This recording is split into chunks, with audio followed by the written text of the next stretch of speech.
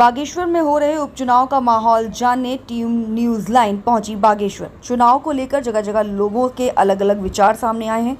बागेश्वर में हो रहे उपचुनाव में चुनावी माहौल धीरे धीरे गर्म होता चला जा रहा है। बागेश्वर विधानसभा क्षेत्र से कैबिनेट मंत्री चंदन रामदास की मृत्यु के बाद विधानसभा बागेश्वर सीट खाली हो गई थी।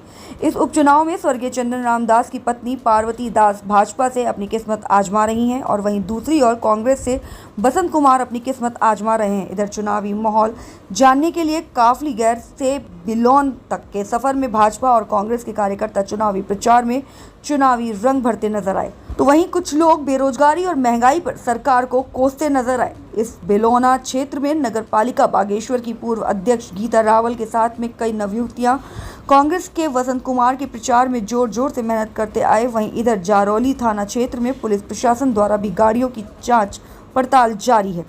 आइए ग्राउंड जीरो से आपको दिखाते हैं न्यूज़ लाइन नेटवर्क संवाददाता महेंद्र सिंह बिष्ट की एक खास रिपोर्ट।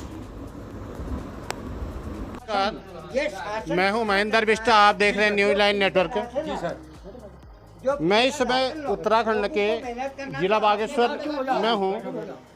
बागेश्वर विधानसभा में इस समय उपचुनाव का माहौल है। मैं इस समय काफली गैर में हूं। यहां पर मेहता स्वीट हाउस में कुछ लोग यहां जो चाय की चुस्कियों के साथ चुनावी आनंद ले रहे हैं, चुनावी रंग में रंग रहे हैं कि भाजपा ने क्या किया, कांग्रेस ने क्या किया। ये आपसी इनका मामला है।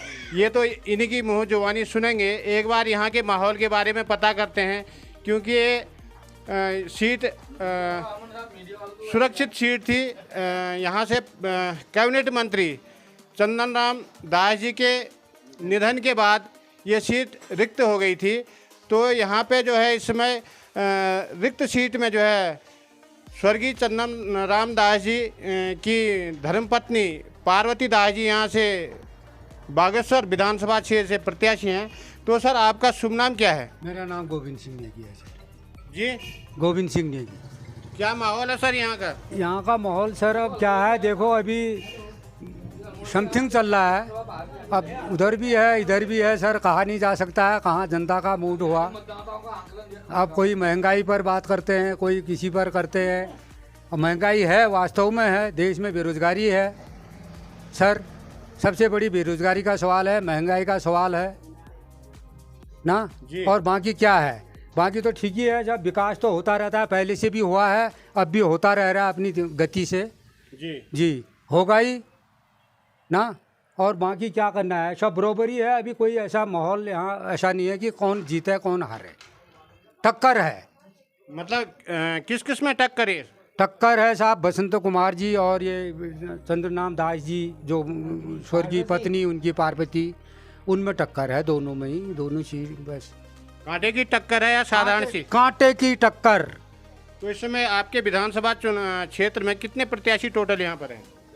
प्रत्याशी हम बाहर अल्मोड़ा से आए हैं सर, तो हम भी आए हैं, तो यहाँ का माहौल देख रहे हैं हम भी।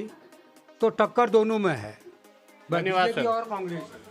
सर, आपका क्या नाम है? आपने पार्वती दास जी के आप समर्थक भी लग रहे हैं। आपका शुभ नाम क्या है? मेरा नाम धर्म सिंह। धर्म सिंह है। क्या माहौल है महंगाई और बेरोजगारी में, क्या कहेंगे सर आप? सर क्या, जिस हिसाब से समय के अनुसार से जिस हिसाब से देश चल रहा है जी, महंगाई तो कभी ऊपर नीचे तो होती चलता रहता है। लोग जिस हिसाब से व्यवसाय चल रहे हैं, जिस हिसाब से लोगों का ग्रोथ बढ़ रहा है, आगे लोग कमाने वालों के लिए कोई बेरोजगारी नहीं है। बेरोजगारी के लिए क्या कहेंगे साहब? बेरोजगारी जो बंदा काम ही नहीं कर रहा है, वो बैठे बैठे खाना चाह रहा है, उसको वो है बेरोजगार। वो काम करने वाले क्या नहीं है उसके लिए?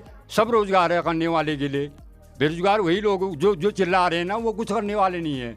वो वही लोग कर रहे हैं बेरोजगार है करके।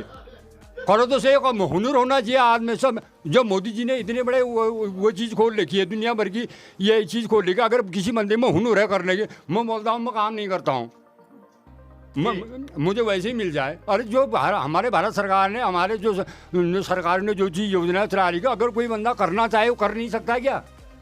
अब बेरोजगार को है जो आज तक घूस देते थे, ये इधर उधर वो करते थे, हराम का खाते थे, वो लोग है बेरोजगार। नहीं तो करने वाले क्या है? भारत सरकार इतनी सहायता दे रही है लोगों को, घर घर ये गरीब लोगों को वो दे रही है। फिर भी आप हमने ऐसे घर देखे इस इलाके में ना सर, जो इतने जिनके पास बहुत कम ज़मीन है, हाँ, उनके घर में जो मोदी जी का राशन मिल रहा है ना, उनके बच्चों का पैसा बच रहा है।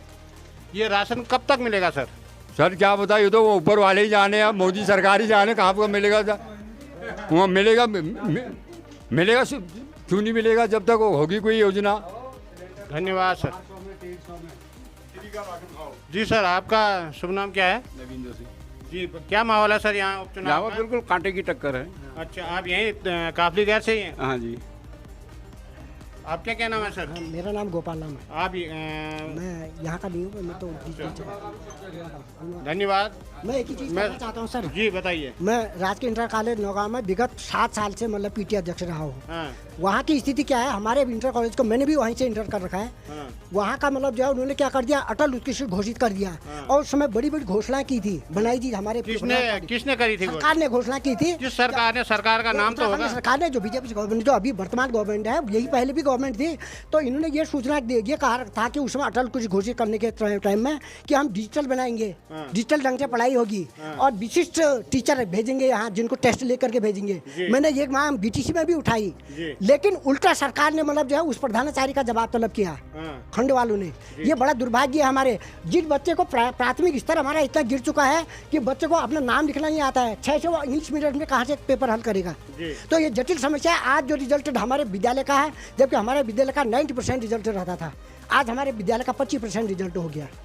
तो बड़ी एक विडम्बना है, हमारे बच्चों के साथ खुलेआम खिलवाड़ हो रहा है। मैं तो साफ कह रहा हूँ, मैं मतलब जो है 5 बार 6 बार कम से कम वहाँ पीटी अध्यक्ष रहा हूँ। मैंने बार बार विधायक जी से भी बात की, मैंने सरकार में भी, मैंने बीटीसी में भी ये मांग उठाई है। केवल अटल उत्कृष्ट नाम लिख देने से थोड़ी हो जाता है, विद्यालय में उसकी सुविधाएं भी मिलनी चाहिए उनको। वैसे राशन के बारे में, राशन दे करके तो हमें अपंग बनाया जा रहा है। 5 किलो अनाज से मैं कह रहा हूँ मेरे बच्चे को 20,000 की नौकरी दें। 3 लड़के हैं मेरे ग्रेजुएशन किए हुए, जवान लड़के घर में बैठ रहे हैं, क्या कर।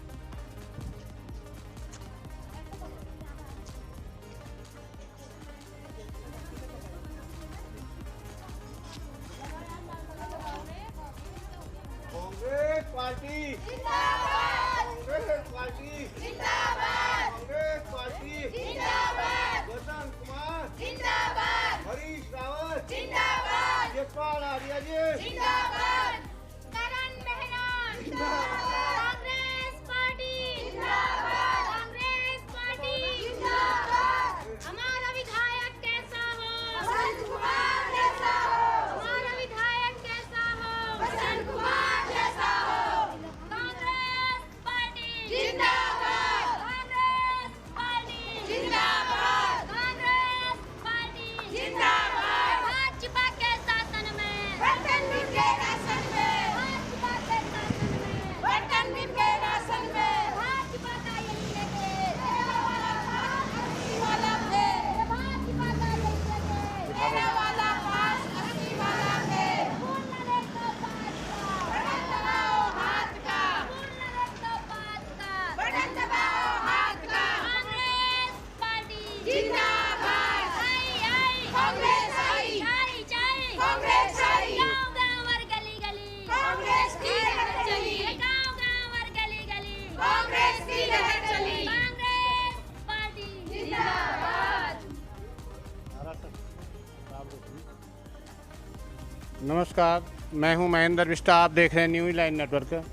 मैं इस समय विधानसभा बागेश्वर में हूं, जहां